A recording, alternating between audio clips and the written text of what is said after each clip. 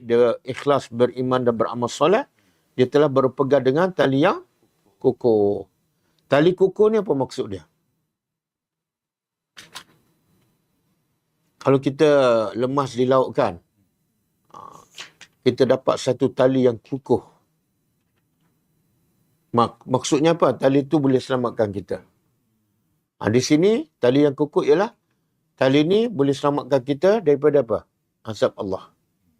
Daripada segala musibah.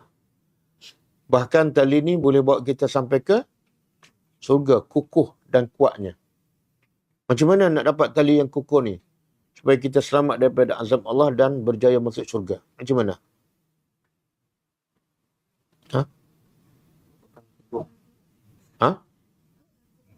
Kalau ikut ayat ni, Allah bagi dua syarat.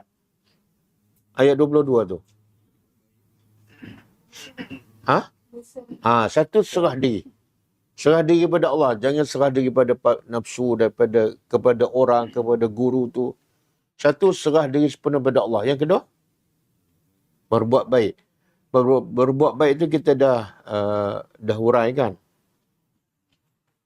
Daripada muhsin tu, daripada kata ihsan. Ihsan ada dua. Satu, ihsan kepada Allah. Yang kedua, ihsan kepada makhluk.